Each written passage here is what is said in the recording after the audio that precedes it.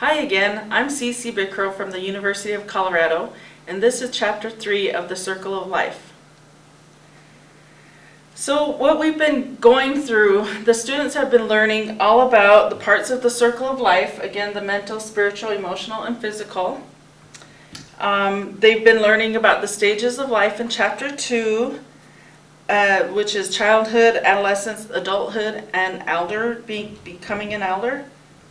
And we've been talking about how adolescence can be a very fun yet very difficult time.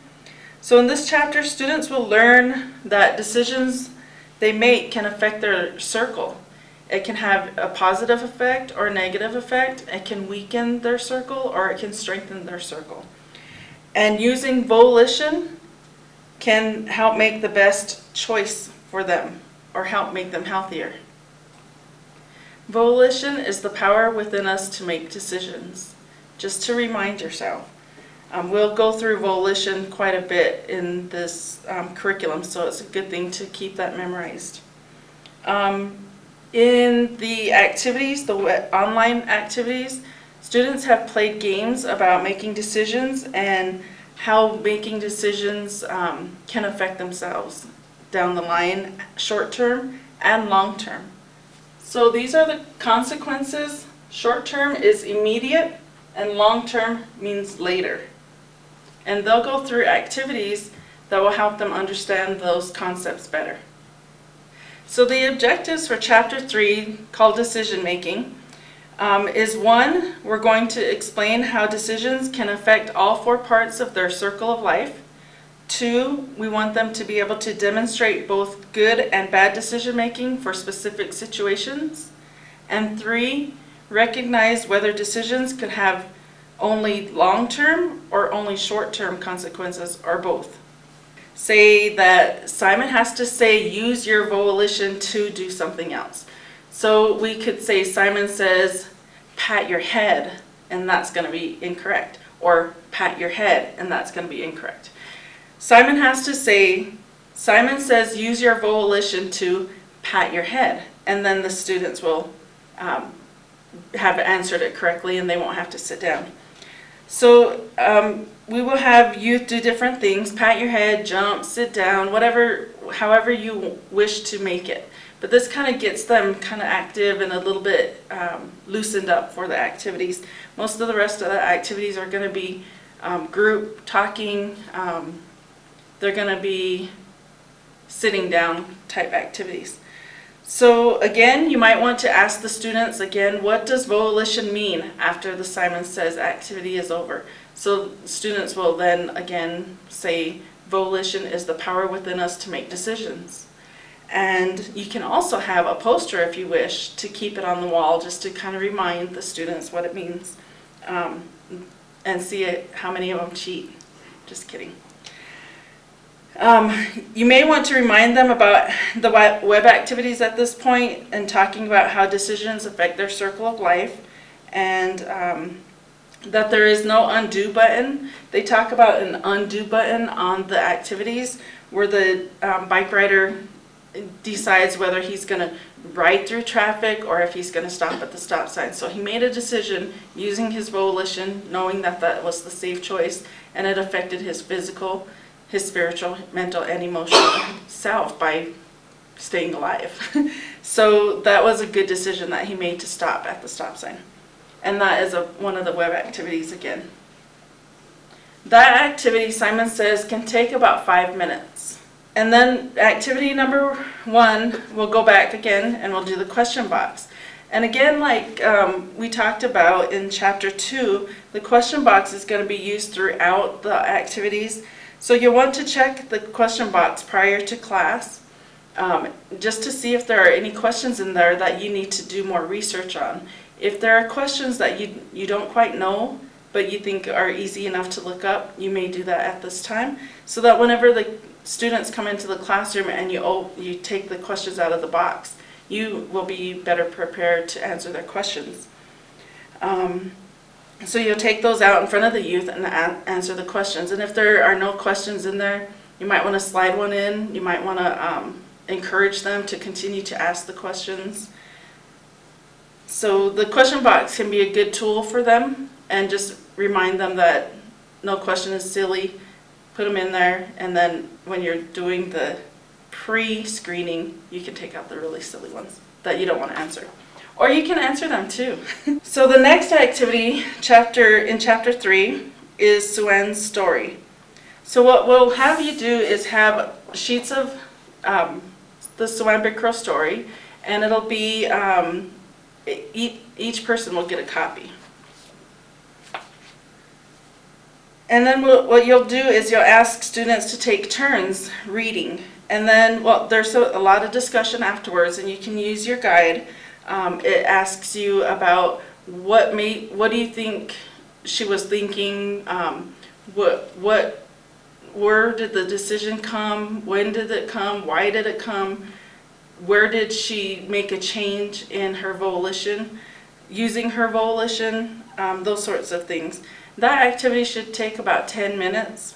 Some students may have more questions about that, and you can also, encourage them to look up things on the web. The next activity in chapter 3 is chapter 4, it's consequences, and this is where we're going to really define the short term and long term, and you may want to use a board similar to this and just set it up there for them to be able to revert back to. So the purpose of this activity is to help youth realize decisions have both short-term and long-term consequences. It's about short-term and long-term consequences, and it will help youth realize that decisions have both short-term and long-term consequences. And again, you might want to use a board similar to this so that the students can refer to it when they're talking about what are the short-term consequences and what are the long-term consequences. So they can remember that these are the ones that have immediate effects, and these ones are the ones that have effects much later. So some of the, in the training that you've received on the Circle of Life activities, these are going to be the ones where you talk about what if you were to tell a lie to get out of trouble. And the short-term consequence might be that you didn't get in immediate trouble. You didn't get grounded, you didn't get punished. But telling lies becomes a habit, and later on people will not trust you, and you'll be the boy who cried wolf.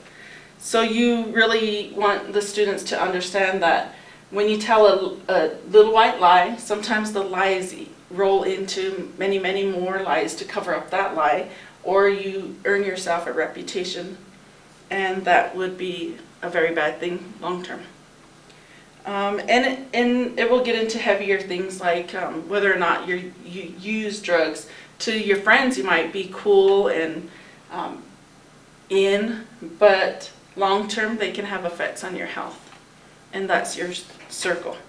It's decisions, decisions, decisions.